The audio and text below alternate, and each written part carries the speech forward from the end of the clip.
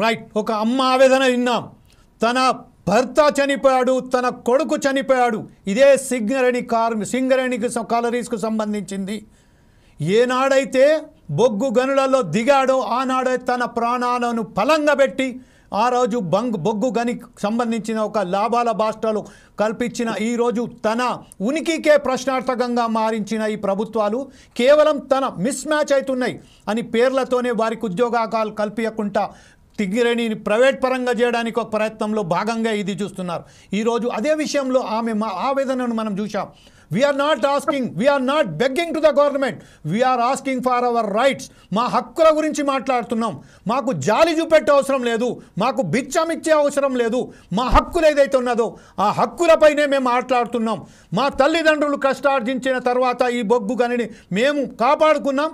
ఆ హక్కును ఈరోజు మేము అడుగుతుంది, మాకు కూడా ఆ కొలువులు కల్పించండి అని అడుగుతున్నందుకే ఈరోజు వారికి మా మిత్రుడు చెప్పినట్టుగా ఒక ఉగ్రవాదులు, ఒక తీవ్రవాదులను కూడా అలా చూడకుండా ఈరోజు వాళ్ళని చూస్తున్నారని చెప్తున్నారు. ఇదే విషయంపై మనతో మాట్లాడడానికి తిరుమల శ్రీనివాస్ గారు కూడా లైన్లో ఉన్నారు. శ్రీనివాస్ గారు, మీరు చెప్పండి, ప్రస్తుతం మీ పరిస్థితి ఏంటి, మీకున్న ఆవేదన ఏంటి? సార్, ఇప్పటికే సింగరేణిలో మారుపేర్ల సమస్య అనేది చాలా ప్రధానమైన సమస్య.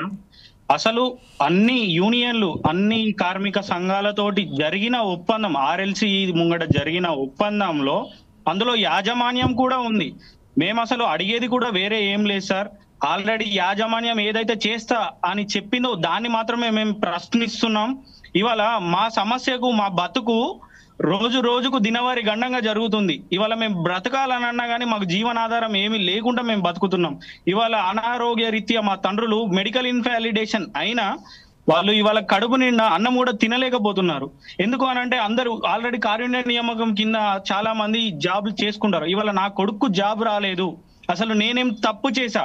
35-40 సంవత్సరాల నుంచి మా తండ్రులు సింగరేణికి లాభాల వాటలు తీసుకువెళ్ళడానికి చాలా ఎంత కష్టపడ్డారు అనేది ఇవాళ యాజమాన్యం మర్చి ఉంటుంది.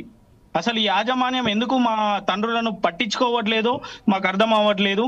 ఇప్పటికి కూడా మేము అన్ని సింగరేణి యాజమాన్యం చుట్టూ, అలాగే హెడ్ ఆఫీసు, రాజకీయ పార్టీలకు అన్నిటిని మేము వాళ్ళను కలిసాము.